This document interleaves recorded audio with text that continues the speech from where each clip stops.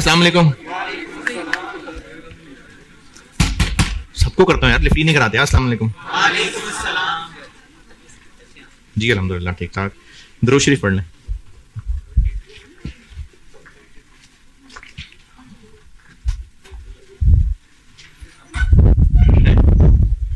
कम हो गए, डर गए हैं, या पीआरसी पास नहीं है और वो सोच रहे थे कि मैनेज कर लेंगे लेकिन नहीं कर पा रहे। अभी कुछ होंगे बच्चे बीच में जिनका पीआरसी पास नहीं है। हाँ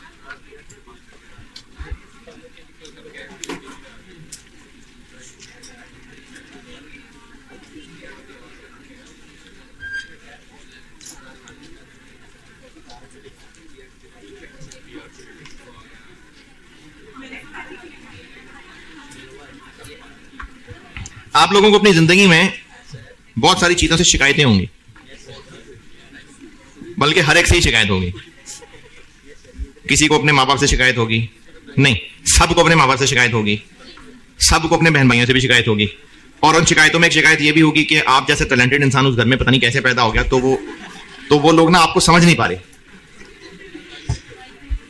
खासतौर पर जब बच्चे जवान हो जाते हैं ना, तो उनको लगता है उनके माँ बाप उनको समझ नहीं पा रहे, उनका लेवल जो है ना वो आपसे मैच नहीं कर रहा, क्योंकि आपका जो इंटेलेक्चुअल लेवल है तो वो प्रिपेयर्ड नहीं थे ऐसे बच्चों के लिए, और ये उनको मिल गया है तो उनसे संभाला नहीं जा रहा, तो उनसे इतना टैलेंट ना हजम नहीं हो रहा। तो आपको माँ बाप से शिकायतें हैं, फिर आपको अपने हॉस्टल से भी शिकायतें हैं, आपको कॉलेज से बहुत सारी शिकायतें हैं, आपको आई कैप से शदीद शिकायतें हैं, आपको अपने रूममेट से शिकायतें हैं, और आपको लाइब्रेरी में मसले हैं, आपको ये जो कॉलेज के टॉयलेट में मसले हैं, हॉस्टल के टॉयलेट में मसला है। इन शॉर्ट आपको शिकायतें ही शिकायतें। और अल्लाह से शिकायतें ये हैं कि आपकी दुआएं कबूल नहीं होती और आप जो मांगते हैं वो तो आपको मिलता नहीं है। तो ये जो शिकायतें होती हैं ना, ये वैसे तो यानी बहुत घिसी पिटी मिसाल है, शायद कहीं बचपन में सुनी हो किसी ने, कि ये अगर गिलास है ना, है गिलास, मान लें गिलास है, और तो इस गिलास पे अगर गौर करे कोई, तो बहुत पुरानी बहुत मशहूर मिसाल है, तो गौर करने वालों को नजर आएगा कि ये गिलास आधा खाली है ना, लेकिन आधा भरा हुआ है। तो आप को अपनी जिंदगी में शिकायत, आप मतलब मुझ समेत हम सब, मैं को जहां वलीउल्लाह नहीं खड़ा हुआ, सब एक जैसे लोग हैं, तो हमें शिकायतें ही शिकायतें हैं। और ये जो जिंदगी में शिकायतें हैं ना, वो हमें इसलिए हैं कि हमें जो मिला हुआ है उसको तो हम समझते हैं कि ये तो हम डिजर्व करते थे, ये तो बनता ही था, और जो नहीं मिल सका वो हम डिजर्व करते हैं और हमें नहीं मिल रहा, तो हमें उस पर शिकायत है। हमें अपने दोस्तों के बिहेवियर पे शिकायत इसलिए है क्योंकि हमें लगता है हम तो परफेक्ट हैं और हम जो भी बातें करते हैं वो बिल्कुल सही हैं, लेकिन फलानी बातों में दोस्त को ऐसे रिएक्ट नहीं करना चाहिए था, वो ठीक नहीं है, तो उसको दोस्तों से शिकायतें, माँ बाप से शिकायतें। तो जिसका ये शिकायती एटीट्यूड होता है ना, उसको जिंदगी भर शिकायतें ही नजर आती हैं। मसद अहमद 18449, पता नहीं नंबर मुझे ठीक नजर नहीं आ रहा। सैयदना नुमान बिन बशीर रज़ियल्लाहु ताला अन्हु से रवायत है, नबी अकरम सल्लल्लाहु अलैहि वसल्लम ने फरमाया, जो थोड़े पर शुक्र अदा नहीं करता वो ज्यादा पर भी शुक्र अदा नहीं कर सकता। जो थोड़े पर शुक्र अदा नहीं करता वो ज्यादा पर भी शुक्र अदा नहीं कर सकता। अगर आपको लग रहा है ना मुझ समेत कि ये मसला हल हो जाना तो फिर मैं शुक्र करूंगा, नहीं होना। वो मसला हल हो भी गया ना तो फिर एक और मसला नजर आना शुरू हो जाएगा। तो इसलिए जिसके अंदर शिकायती एटीट्यूड है ना, तो वो जिंदगी भर ना फिर खुश नहीं रह सकता। और जो शिकायती रहता है तो उसको एक बड़ा नुकसान ये होता है कि जो उसके पास है वो उसको भी ढंग से यूज नहीं कर सकता, क्योंकि उसके पास जो नहीं है उसका फोकस ज्यादा है, तो जो उसके पास है उसको वो लिफ्ट ही नहीं कराता। और ये पहले भी एक वेरिएंट गुजरा है, शायद मैंने इस क्लास में बोला है, इसी हदीस में आगे कंटिन्यू चल रहा है, जो लोगों का शुक्रगुजार नहीं वो अल्लाह ताला का भी शुक्रगुजार नहीं। और आगे वो कोई और कॉन्टेक्स्ट चल रहा है, तो इसलिए मैं यहीं तक इसको छोड़ देता हूं। तो ये जो हमारे पास रिसोर्सेज है ना, इन पे नाशुक्री नहीं किया करे, क्योंकि जो इंसान नाशुक्री करता है ना, तो उसको कभी भी अच्छाई नजर नहीं आती, वो नेगेटिव देखता है हमेशा। हाँ जी, गोश्त वोश्त खा लिया और बचे हुए टाइम में से लेक्चर भी देख लिया होना चाहिए था। मैंने फिर भी आपकी हालत ज्यादा मुश्किल ना हो तो मैंने इन 2 दिनों में आसान वाले सवाल किए हैं, और सीरियसली जिनको लग रहा है कि बड़ा मुश्किल है तो फिर वो छोड़ दें कॉस्ट, वो भी छोड़ दें, बेहतर है छोड़ दें, क्योंकि वो सर्वाइव नहीं कर सकेंगे, वो इतने जख्मों किताब नहीं ला सकेंगे, तो वो छोड़ दें, वो अगली दफा देख लेना। मैं आपको मायूस नहीं कर रहा, आपकी फैक्चुअल हालत बता रहा हूं कि जिन्होंने अभी जो सवाल किए उनको लग रहा है कि तो बड़ा मुश्किल चैप्टर है, तो वो छोड़ दें कॉस्ट, वो अगली दफा पढ़ लेना। जाना है तो अच्छा, मैं आंखें बंद कर देता हूं। जाना है तो चलिए। 1 2 3 4 5 6 7 8 9 10। बाकी इसमें मुश्किलें जो हैं, उन मुश्किलों का हल मैं तो बेटा ये कर सकता हूं कि सवालों की प्रैक्टिस ही कर रहा हूं ना बोर्ड पे, और आप लोगों के पास हल यही है कि फार्मूले आपको बार बार दोहरानी पड़ेंगे हर सवाल करते हुए, बजाय इसके पीछे आप फार्मूला देखें, आप वो फार्मूला रिकॉल करने की कोशिश करें, क्योंकि इन सवालों की ना मुश्किलों में फार्मूले भूलना मुश्किल नहीं है, अवेलेबल डेटा में से काम की चीजें निकालना मुश्किल है।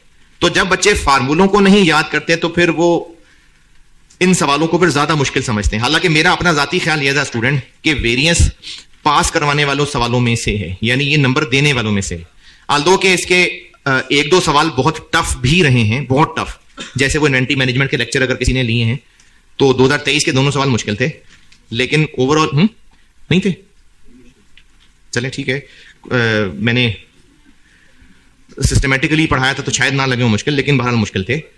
तो इसी तरह ना वेरिएंस के भी एक दो सवाल बहुत मुश्किल हैं, अदरवाइज ये ज्यादा नंबर देने वाला टॉपिक है। तो जो इससे पहले 2-3 सवाल किए हैं, मेरा ख्याल है बोर्ड पे शायद मैंने 2 किए हैं पास्ट पेपर के, मुझे जहां तक याद पड़ता है। ऑटम 10 किया था और ऑटम 17 किया था, और स्प्रिंग 13 मैंने होमवर्क दिया था। तो अगर अच्छे बच्चों ने होमवर्क किया है तो स्प्रिंग 13 में कोई मसला नहीं होगा। अगर किया है, जिन्होंने भी किया है, स्प्रिंग 13 में कुछ पूछना है? मेरे ख्याल में कुछ है नहीं बताने वाला, वरना मैं खुद भी बता दूं। स्प्रिंग 13 में मेरे अंदाजे में कोई मसला है नहीं, बस मिनट्स हैं उसमें, तो उनको बाय 60 करेंगे तो आवर्स बन जाएंगे। बाकी स्ट्रेट फॉरवर्ड सारा डाटा दिया ही हुआ है। चलें अब ना मुश्किल सवालों पे हाथ डालते हैं। एक सवाल होमवर्क आज का, रीसेंट अटेम्प्ट का, question number 9, recent attempt question 9। ये मुश्किल नहीं है, इसमें भी स्ट्रेट फॉरवर्ड डाटा था। हाँ, सिर्फ एक प्रॉब्लम आपको ये होगी उन बच्चों को जो देखते ही सीधा जाके सोल्यूशन है, तो वो आईकैप ने एक डिफरेंट तरीके से फार्मूले लगाए होते हैं, तो उनको वो नहीं समझ आ रहे होंगे। वरना जैसे आपको पढ़ाया सिखाया है वैसे ही सॉल्व करिए तो एंड आंसर मैच करेंगे। स्प्रिंग 24 किसी दौर में शेयर हुआ होगा ग्रुप में, स्प्रिंग 24 अटेम्प्ट का क्वेश्चन नंबर 9, ये बेटा होमवर्क है आज का।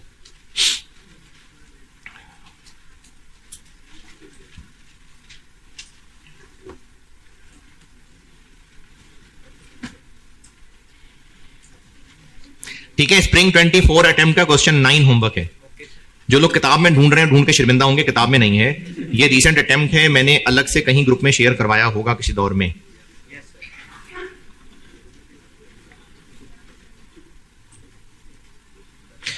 चलें अब हम फिर मुश्किल सवालों को शुरू कर रहे हैं। तो आप अभी खोल लें स्प्रिंग 16, सीमा इंटरप्राइजेस के नाम से सवाल है, स्प्रिंग 2016। मैं करता हूं बोर्ड पे।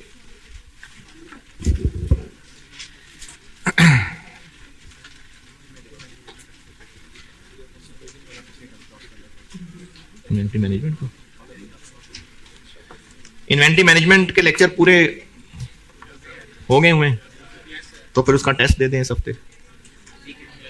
इन्वेंटरी मैनेजमेंट का इस हफ्ते जो टेस्ट, वो इन्वेंटरी मैनेजमेंट कब जुमेरा देते होते हैं? जुमेरा जुम्मा, भाई जब भी आप लोग टेस्ट दिया करते हैं, अरे टेस्ट दे दो यार, सैटरडे को दे दो, बस दे दो टेस्ट।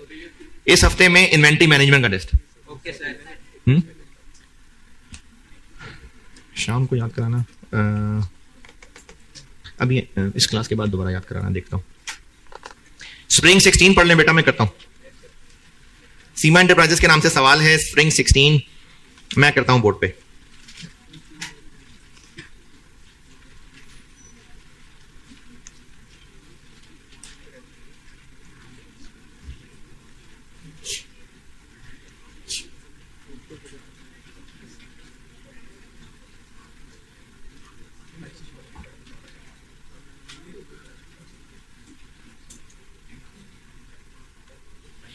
बुक में है क्वेश्चन नंबर 14।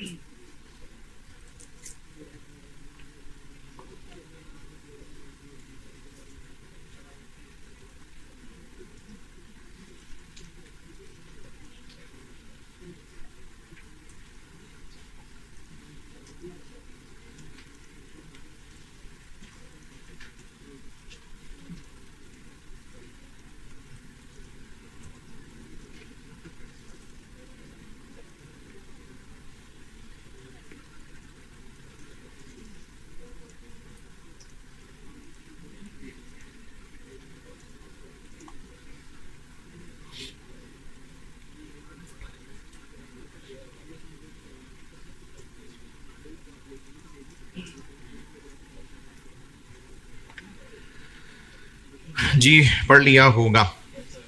कैसे पता? इस चैप्टर का सवाल है।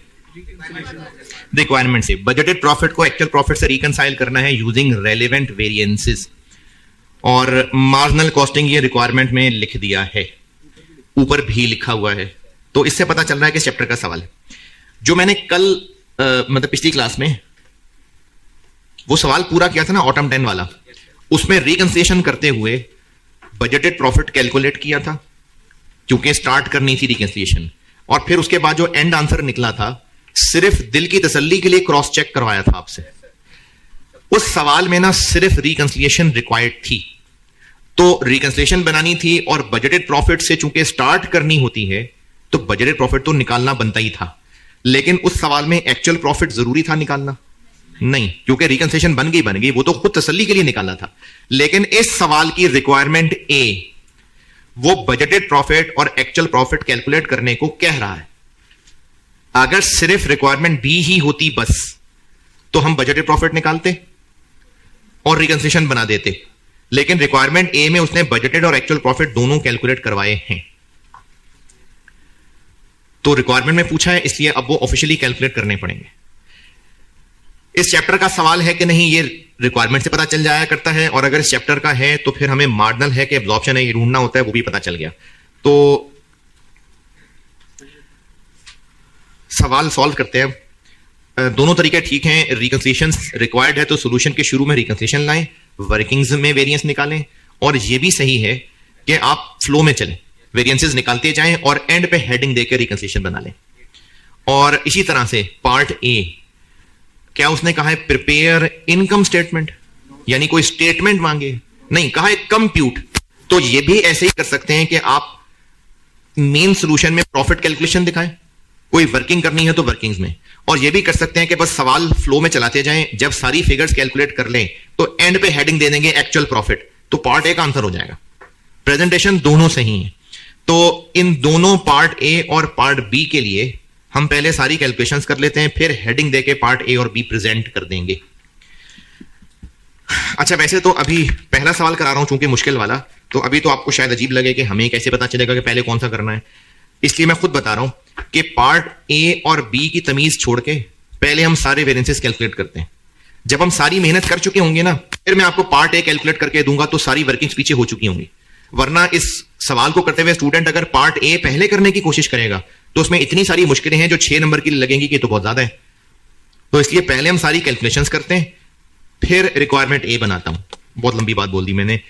रिकंसिलिएशन रिक्वायर्ड है, तो बस अब सवाल शुरू करते हैं। तो सबसे पहला काम क्या करें? स्टैंडर्ड कार्ड बनाना है। ये मैं कर रहा हूं स्प्रिंग 16। पार्ट ए और पार्ट बी हेडिंग दे लेंगे बाद में, पहले सिर्फ कैलकुलेशंस फ्लो में चलाते हैं। स्टैंडर्ड कार्ड आपको जो एग्जाम नोट्स का डब्बा मैंने थोड़ा सा पढ़ाया था, उस डब्बे पे आए दोबारा, वो 5-6 पॉइंट्स 4-5 पढ़ा दिए थे। जब रिकंसिलिएशन का फॉर्मेट दिखाया था ना, तो उसके नीचे एग्जाम नोट्स का एक डब्बा बनाया हुआ है।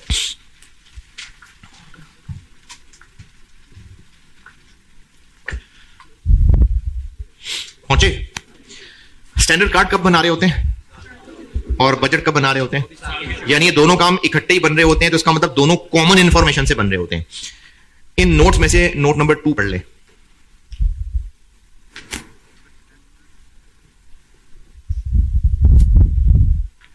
के सवालों में ना ऐसा हो सकता है कि आपको बजट एक टोटल इंफॉर्मेशन दी हो, तो हमें उन्हीं में से निचोड़ना होगा स्टैंडर्ड कार्ड।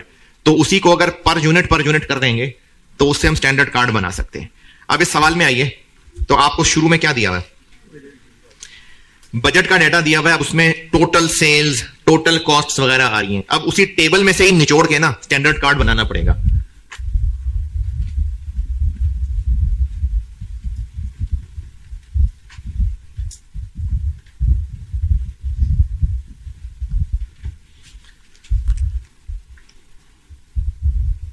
डायरेक्ट मटेरियल तो ये 9 मिलियन रुपए है। हमने तो स्टैंडर्ड कार्ड पर यूनिट बनाना है, तो क्या करें? डिवाइड कर लें। 9 मिलियन रुपए मटेरियल कॉस्ट है 10,000 यूनिट्स बनाने की, और अंग्रेजी के पास लिखा हुआ है कि 5,000 किलो। तो इससे अब हमें ये तीन चीजें कैसे मिलेंगी? यहां पर एक यूनिट के लिए कितने किलो कैसे निकालूं? 10,000 यूनिट्स के लिए 5,000 किलो हैं, तो एक के लिए 0.5 के लिए। दो एक जज्बाती आंसर है। हमने निकालना है किलो पर यूनिट, तो 5,000 kilo divided by 10,000 units.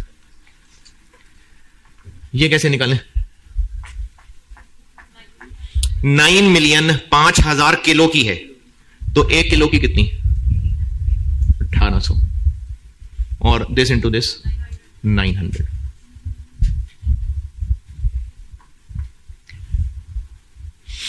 Direct labour, ये कैसे निकालें? 24,000 आवर्स हैं 10,000 यूनिट्स के लिए, तो पर यूनिट 2.4। 3.6 मिलियन रुपी कॉस्ट है 24,000 आवर्स के लिए, 150, दिस इंटू दिस 360।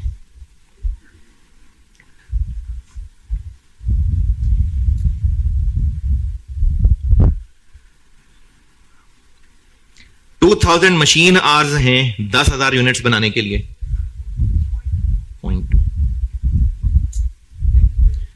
4.4 मिलियन रुपए हैं 2,000 मशीन आवर्स के लिए, तो पर are 2,200, this into this 440।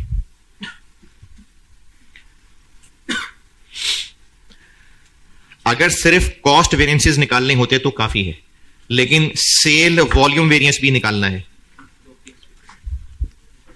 Cell volume variance निकालना है।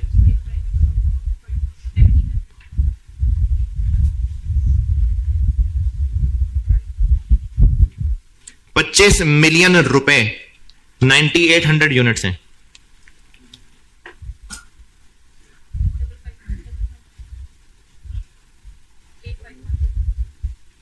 ये स्टैंडर्ड कार्ड पूरा हो गया। वेरिएंस का सवाल करने के लिए ना स्टैंडर्ड कार्ड बनाना बहुत जरूरी है। स्टैंडर्ड कार्ड देख लें, कोई भी लाइन, ये मैंने क्वांटिटी निकाली है, रेट निकाला है और उनको मल्टीप्लाई किया है। किसी फिगर पे एतराज है तो बताएं।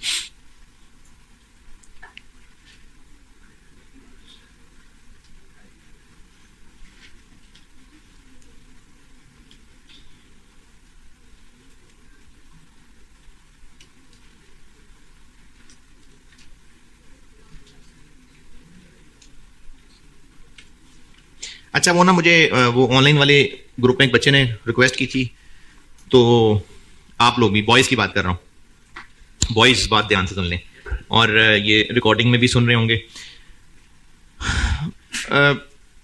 आप सब भी ना अगर अपने घरों के हिसाब से सोचें, नहीं आप अपने घर के हिसाब से, तो आप लोग इस बात को पसंद नहीं करेंगे कि आपके घर में जब आपके घर की औरतें हैं, आपकी माँ हैं, बहनें हैं, कि घर का दरवाजा अगर किसी वजह से खुला है, जैसे कुछ मोहल्लों में इवन ये रिवाज होता है कि दरवाजे खुले रहते हैं, बस हद से हद पर्दा लटक जाता है आगे, गांव वगैरह में ऐसे होता है।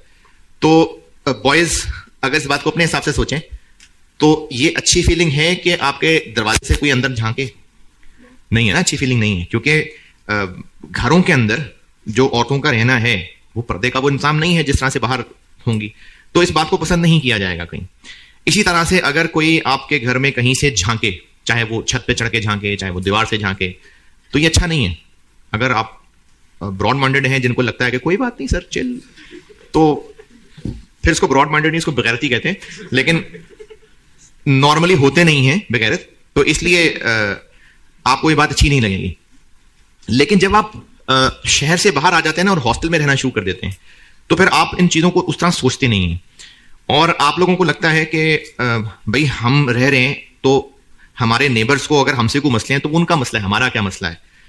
और हॉस्टल्स में चूंकि ज्यादा लोग रहने होते हैं तो इसलिए हॉस्टल्स फिर मल्टीपल स्टोरीज बिल्डिंग होती हैं। कुछ छोटे से मेरी बात है जो मेन सड़कों से हट के हैं, अंदर गली मोहल्ले, जैसे गुलबर्ग में ज्यादा है इस तरह लाइनों के पास, अगर कोई वहां रहा हो हॉस्टल्स में।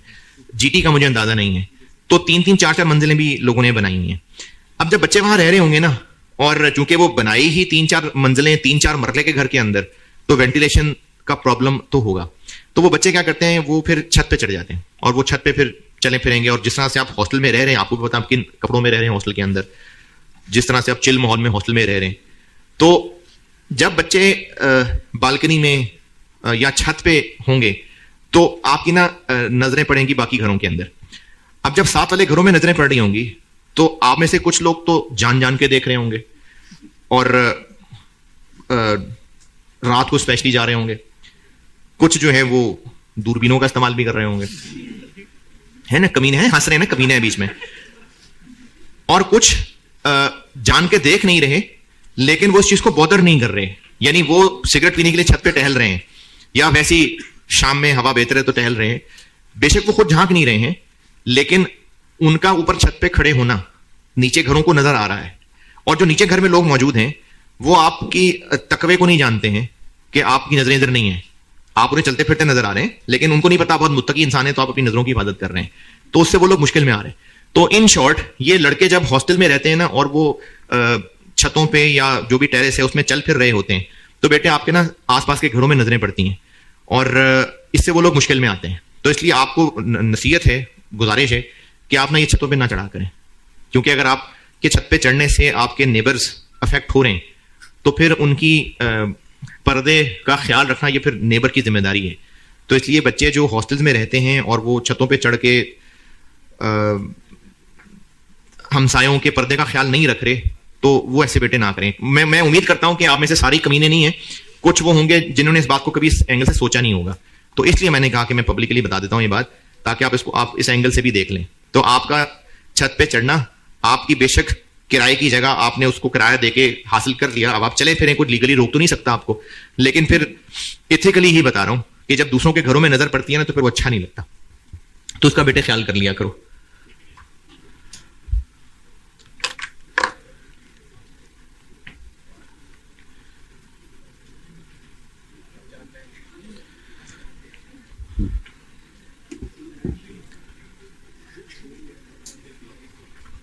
और लड़कियां भी इस बात का ख्याल रखा करें भाई, चल फिर के दूसरों को मुश्किल में न डाला करें। स्टैंडर्ड कार्ड की कैलकुलेशन,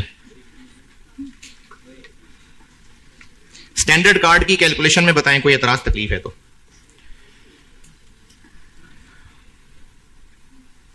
चलो कोई मसला नहीं, चलें जी वेरिएंसेस निकालते हैं।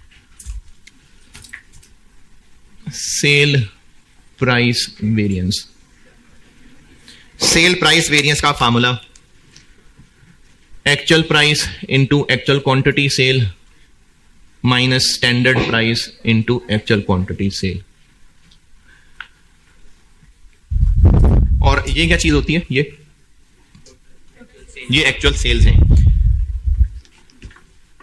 पहले पैराग्राफ में कहा हुआ है कि ये जो आपको फॉलोइंग टेबल नजर आ रहा है ये बजटेड डाटा है, उस बजटेड डाटा को हमने यहां यूज कर लिया। अब उस टेबल के नीचे सारा कुछ एक्चुअल चल रहा है। Actual production for the month of December was 12,000 units, where as SE earned revenue, ये क्या है, सेल्स ऑफ 30 मिलियन। ये क्या चीज हो गई, ये 30 मिलियन ये हो गया, ये 30 मिलियन है, तो 30 मिलियन। अच्छा यहां पर भी पूरा लिखिएगा और कैलकुलेटर पे भी पूरा लिखिएगा, फाइनल आंसर बेशक फिर वापस मिलियंस में लिख लीजिएगा। माइनस ये क्या है 2551 इंटू 11,000, ये आपको टेबल के नीचे वाले पैराग्राफ में लिखे नजर आएंगे 11,000 यूनिट्स। तो फाइनल आंसर बेशक मिलियन में ही आ जाए। 1 point positive negative positive,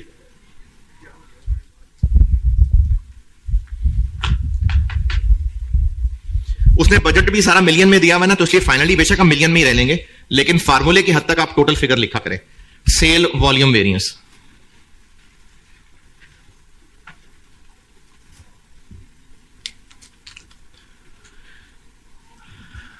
actual quantity और बजटेड क्वांटिटी का फर्क इनटू ये स्टैंडर्ड कंट्रीब्यूशन। एक्चुअली बेचे 11,000 और बजट था 9800 का, इनटू 851 और आंसर मिलियन में 1.02 मिलियन। Positive positive.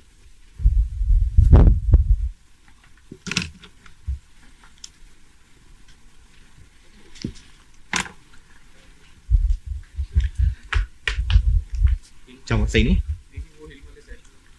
नहीं खत्म नहीं हुआ मेरे ख्याल में। मैसेज आया कोई है? क्यों?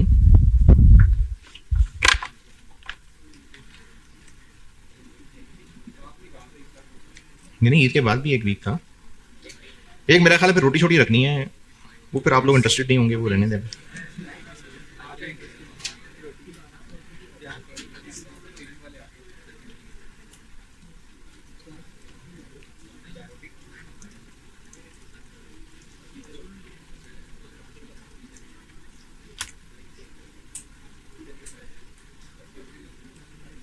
चल पूछ लिया। Material price variance. अच्छा ये साथ साथ रहे बेटा, ये अब ये मुश्किल काम शुरू हो गया। मटेरियल प्राइस वेरिएंस के लिए ये जानना पड़ता है कि केस 1 है कि केस 2 है। क्यों जानना पड़ता है? क्योंकि फार्मूले में थोड़ा सा डिफरेंस है। तो केस 1 है कि केस 2 है, यानी मटेरियल जितने किलो खरीदा और जितने किलो इस्तेमाल हुआ वो बराबर है या डिफरेंट है? डिफरेंट है। पॉइंट नंबर 1, पहला ही सेंटेंस, 5700 किलो यूज हुआ है, जबकि टेबल में परचेजेस कितनी लिखी हैं? 15,000। तो केस 1 है, केस 2 है। परचेजेस और यूजेज बराबर नहीं है, केस 2 है। अच्छा अगर केस 2 है तो फिर अगला सवाल, raw material inventory valued at actual है या वैल्यूड एट स्टैंडर्ड है? पॉइंट नंबर 1 में ही दूसरा sentence, raw materials are valued using FIFO method, तो ये एक्चुअल कॉस्ट है। अब अगर एक्चुअल कॉस्ट हो तो मटेरियल प्राइस वेरिएंस में AQ यूज्ड इस्तेमाल करते हैं, standard cost into AQ used minus actual cost into AQ used. अगर raw material inventory valued at standard cost होती तो यहां पर AQ परचेज आता, इसलिए पहचानना होता कि कौन सा केस है। स्टैंडर्ड कॉस्ट क्या लिखूं यहां? जो बच्चे स्टैंडर्ड कार्ड बनाने की आदत नहीं डालते ना, वो गलती करते हैं और इसकी जगह ये यूज करते हैं, इसलिए स्टैंडर्ड कार्ड बनाना है। तो 1800 हो गया standard cost, actual quantity used 5700, और ये क्या चीज होती है? तो वो आप लोग इन्वेंट्री वैल्यूएशन चैप्टर पढ़ा है, FIFO आपके बाएं हाथ का खेल है, तो निकालें। क्या करने को कह रहा हूं, क्या करने लगे? डायरेक्ट मटेरियल कॉस्ट FIFO है, डायरेक्ट मटेरियल कॉस्ट। अच्छा मैं कर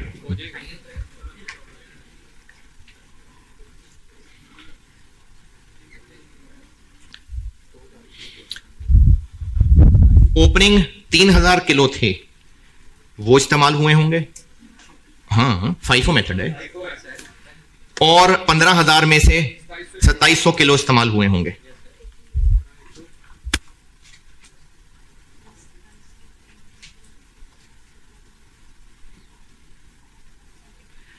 ये 57 देखें, ये है एक्चुअल मटेरियल कॉस्ट, जो एक्चुअली मटेरियल यूज हुआ उसकी कॉस्ट। तो ये 5700 कौन कौन से हैं? 3000 वो हैं जो पहले पड़े हुए थे, जो कि 5 पॉइंट, ये निकालने की जरूरत ही नहीं है, ये अमाउंट जो गिवन है। और जो 2700 हैं वो नए में से हैं, और नए वाले का रेट क्या था? 26.25 मिलियन डिवाइडेड बाय 15,000 किलो, तो एक कितने का हुआ? 1750। 4 4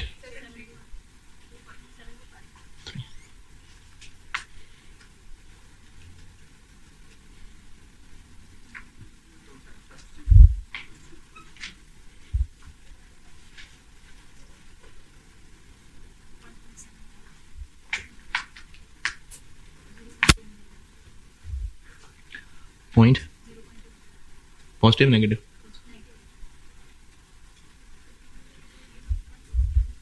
ये नहीं आता 0.17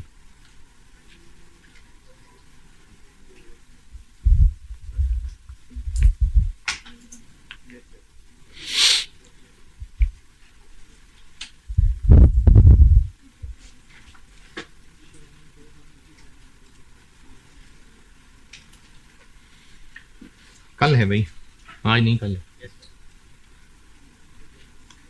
रोटी नहीं, वो जो पहले भी टॉक्स चल रही हैं तो वो कल है। जरार साहब की है, मेरा नहीं अवेलेबल है। या मेरी ना वो गुलबर्ग वाली क्लास लेट हो जाती है बहुत ज्यादा। किस पे? अरे पहली तो हो जाए आप लोगों की, दूसरी शादी पे क्या करूंगा।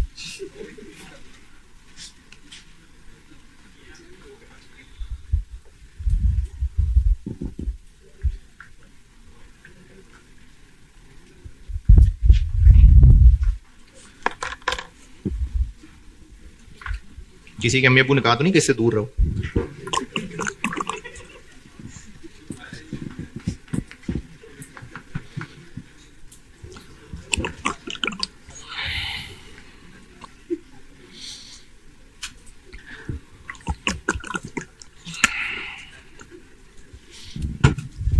जल्दी जल्दी भाई, बहुत सारा सवाल है। Material price variance, material usage variance, इसको मटेरियल क्वांटिटी वेरिएंस भी कहते हैं।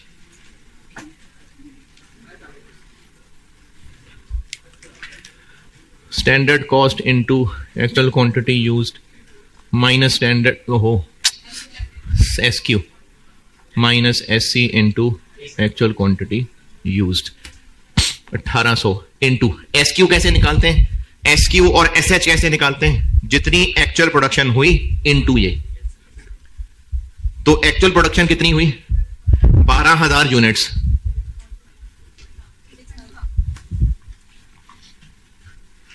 Minus 1800 into AQ used 0.54। Positive negative? Positive.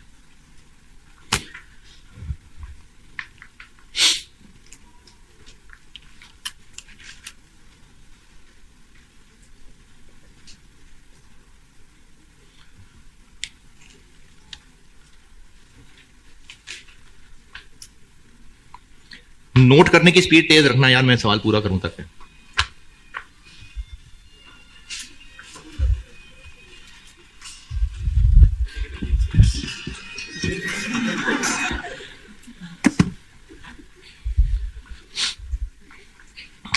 पता नहीं किस बात का अलार्म लगाया था नहीं, अलार्म लगाया था।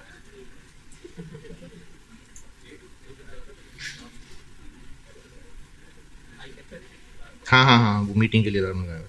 हाँ,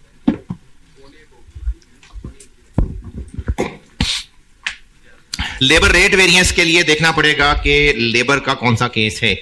तो आइडल टाइम है सवाल में कहीं? हाँ जी, कहीं आइडल टाइम का जिक्र नहीं है। तो labour rate variance standard rate into actual hours minus actual rate into actual hours. Standard rate है 150 एक्चुअल आवर्स। ये मल्टीपल सवालों में ना ये टेस्ट हुआ है पॉइंट। लेबर टर्नओवर कहते हैं जो वर्कर्स छोड़ छोड़ के जा रहे होते हैं, यानी अगर एम्प्लॉइज छोड़ के जा रहे हो ना तो उसको एम्प्लॉय टर्नओवर कहते हैं। तो लेबर छोड़ छोड़ के जा रहे थे, तो हमने फिर फैसला किया कि हम लोग वेजेस ज्यादा देंगे। तो एक्चुअली हमने वेजेस महंगी दी, उसकी वजह से लोग खुश हुए और उनकी एफिशिएंसी बेहतर हो गई। और एफिशिएंसी का ताल्लुक होता है टाइम से। तो 5% इंप्रूव हो गई। क्या मतलब? 5% टाइम कम लगा। तो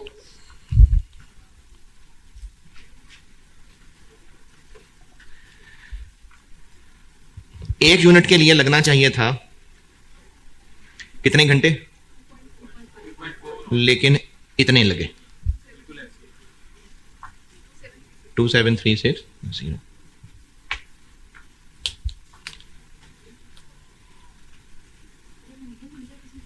ये आर्स हैं, ये AH हैं, ये 12,000 क्या है जितने यूनिट्स बने, माइनस एक्चुअल रेट 10% महंगा था, तो 10% महंगा जो था वो 150 का 165।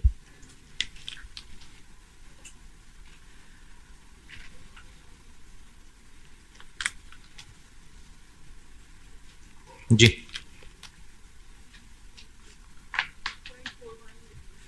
0.41 million negative.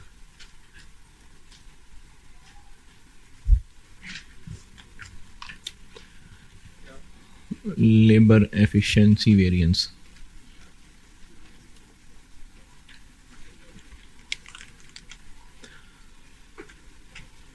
standard rate into standard hours minus standard rate into actual hours.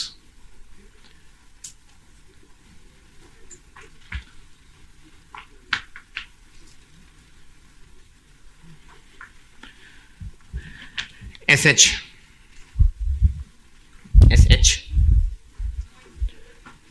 12,000 into 2.4, 28800 minus SR into AH 27,360।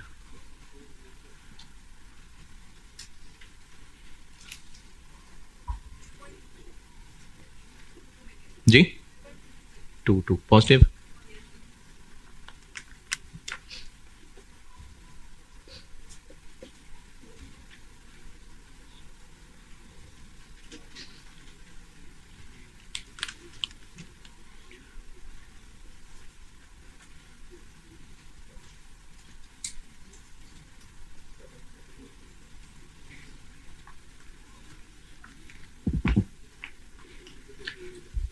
जहां तक नोट करते पहुंचे जल्दी में, फिर ओवरहेड्स वाली बात बतानी है।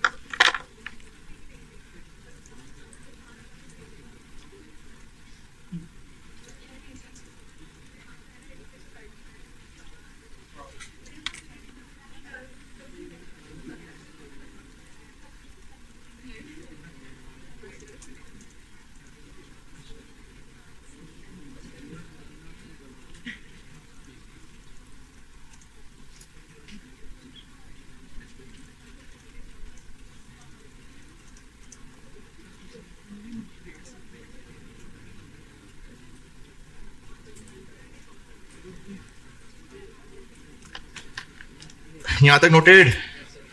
अच्छा, बचपन में भी और अभी कुछ अर्सा पहले भी एक बात बताई थी कि जो वेरिएबल खर्चे हैं इनकी ओरिजिनल शक्ल रेट की होती है और जो फिक्स्ड खर्चे हैं उनकी ओरिजिनल शक्ल टोटल की होती है। तो ये जो पॉइंट नंबर 3 का लास्ट बुलेट पॉइंट है, ऑल ओवरहेड्स 4% ज्यादा थे जो सोचा उससे। अब इसमें ओवरहेड्स लिखा है या सिर्फ वेरिएबल ओवरहेड लिखा है? ओवरहेड्स। तो ये बात वेरिएबल के लिए भी है, फिक्स्ड के लिए भी है। तो वेरिएबल ओवरहेड्स की जब बात कर रहा है कि 4% ज्यादा थे, तो वो रेट की बात कर रहा है, यानी इसकी, यस इसी की बात कर रहा है। और जब फिक्स्ड ओवरहेड्स की बात कर रहा है कि वो 4% ज्यादा थे, तो वो टोटल की बात हो रही है। यहां लिखा बस यही है, वर 4% इन एक्सेस, लेकिन हमें पता है कॉन्सेप्चुअली कि वेरिएबल ओवरहेड्स की बात हो रही है तो वो रेट की बात हो रही है, और फिक्स्ड ओवरहेड्स की बात हो रही है तो वो टोटल की बात हो रही है। तो पॉइंट नंबर 3, पहली बात एक्चुअली कितने मशीन आवर्स हुए, ये AH आ गया। फिर उसके बाद जो पहला और दूसरा बुलेट पॉइंट है, ये फिक्स्ड ओवरहेड से रिलेटेड बात है, और ऑल अदर ओवरहेड्स में बाकी फिक्स्ड ओवरहेड्स की भी बात आ रही है और वेरिएबल ओवरहेड्स की भी बात आ रही है। तो पॉइंट नंबर 3 का यहां पर क्या काम आया, एक तो एक्चुअल आवर्स बता दिए कितने हैं 2100, दूसरा इस एक्चुअल रेट के बारे में पता चल गया कि ये इससे 4% महंगा है, यानी 2200 का ये 1.04 है। हाँ हाँ ये ना, और into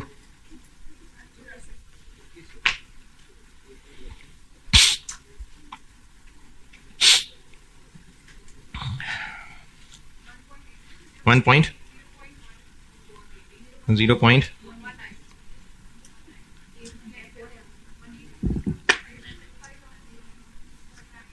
positive negative negative,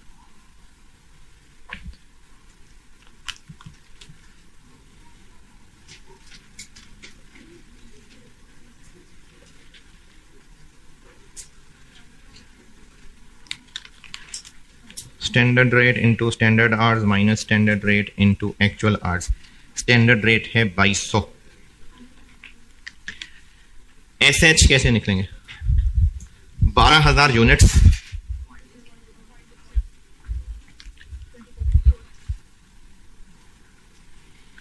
minus standard rate into actual machine hours 2100।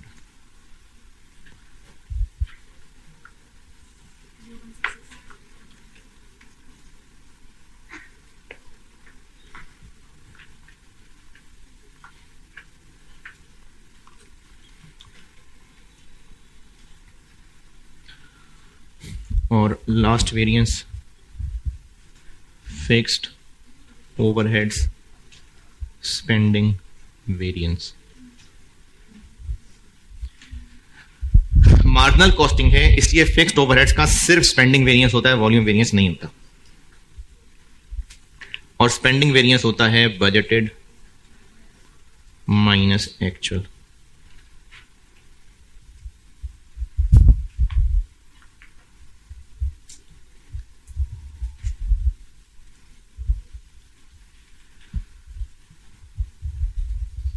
Budget बनाते हुए टोटल फिक्स्ड FOH कितने सोचे थे 3.8 मिलियन।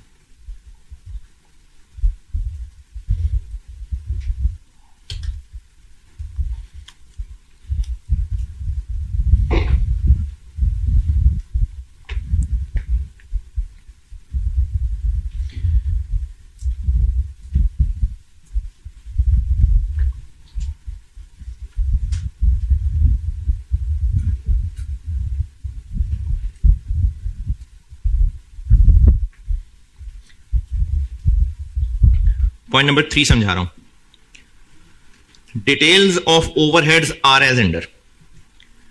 3 बुलेट पॉइंट हैं, एक डेप्रिसिएशन है, एक रेंट है और ऑल अदर है। तो ये मैं अब फिक्स्ड ओवरहेड्स की बात कर रहा हूं। डेप्रिसिएशन जितनी सोची थी असल में भी उतनी ही हुई 1.6। रेंट जितना सोचा था असल में भी उतना ही हुआ।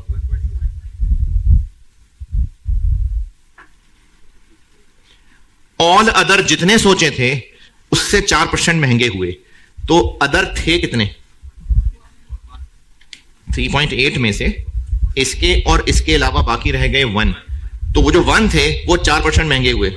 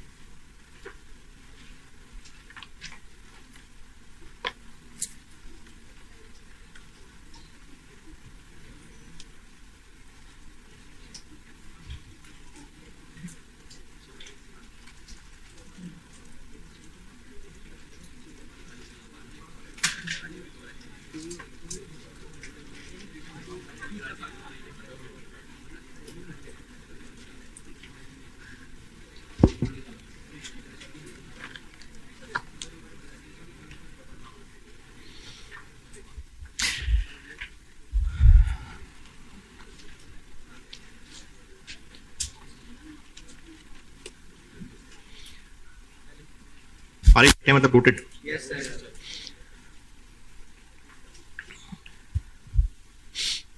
अच्छा, आपकी यकीनन कोई क्लास भी होगी, है ना?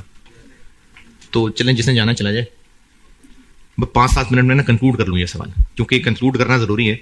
तो जिसकी क्लास है तो उनके टीचर से एडवांस मादरत, लेकिन जिसने जाना चला जाए वो फिर अपने किसी दोस्त से कवर कर लेना। सिर्फ मैंने वो एक्चुअल और बजटेड प्रॉफिट निकाल के देना है, तो नहीं, लेक्चर नहीं मिल रहा। जिसकी क्लास है बिल्कुल वो चला जाए बिल्कुल, और वो खुद कोशिश करके तो अपने दोस्त से कवर कर लेना। मैंने मिटाना है भाई।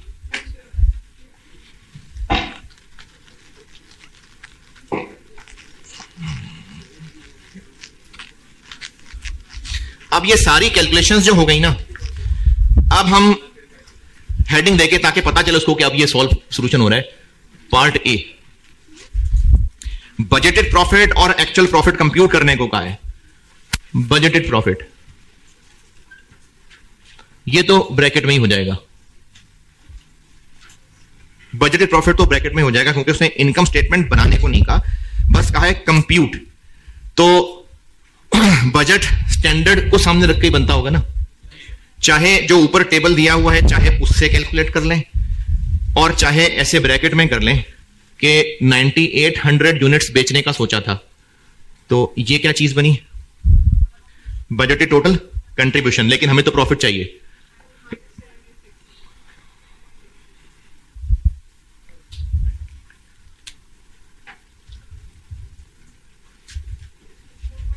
$4.5 बस 4.54।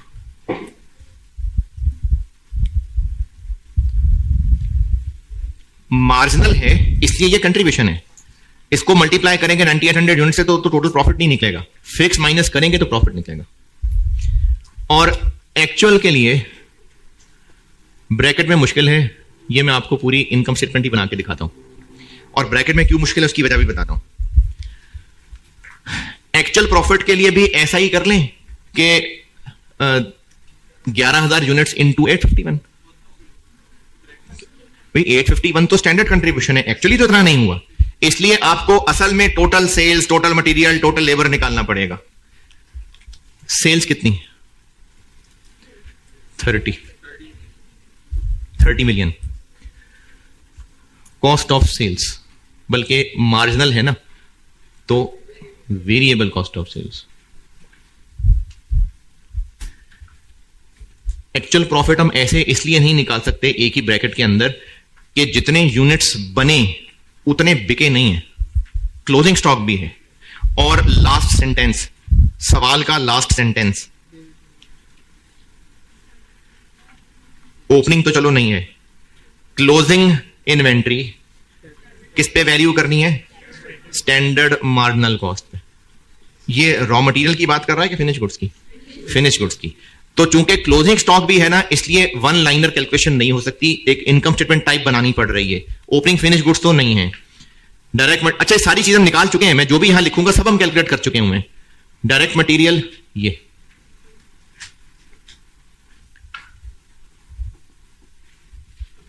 डायरेक्ट लेबर ये एक्चुअल डायरेक्ट लेबर कॉस्ट है, जो कि वहां नहीं किया था, तो चलो ब्रैकेट में दिखा देता हूं। Into 27,360 4 point. वेरिएबल ओवरहेड्स ये एक्चुअल वेरिएबल ओवरहेड है ना, 4.8। ये तो हुई cost of goods manufactured, material, labour, efforts.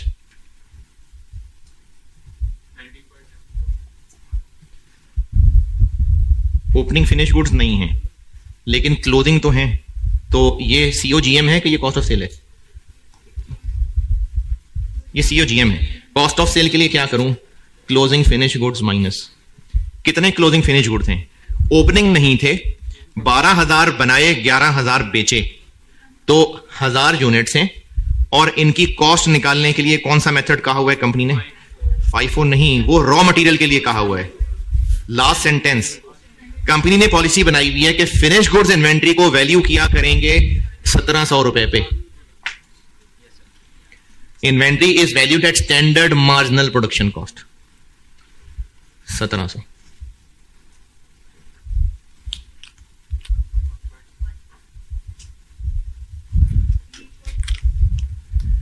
$18.04 ये आ गई वेरिएबल कॉस्ट ऑफ सेल.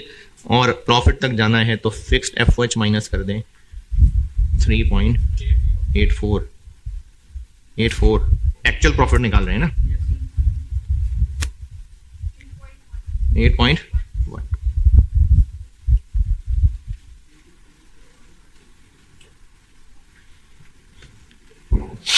ये 1.7 वाली बात ना समझ आई हो किसी को. 1000 यूनिट्स हैं, 12 बनाए 11 बेचे. और लास्ट सेंटेंस में लिखा हुआ है कि कंपनी की पॉलिसी है finish goods inventory is valued at standard marginal production cost. वो जो FIFO है ना वो रॉ मटेरियल के लिए पॉलिसी थी. और रिक्वायरमेंट भी जिसने लिखना है लिख ले, अच्छा है लिख लेना. बजटेड प्रॉफिट से शुरू करेंगे, सारे वेरिएंसेस लिखेंगे और उसका एंड इंशाल्लाह 8.12 आएगा. बजटेड प्रॉफिट और इसके नीचे सारे वेरिएंसेस. तो वो इसी से टैली करेगा.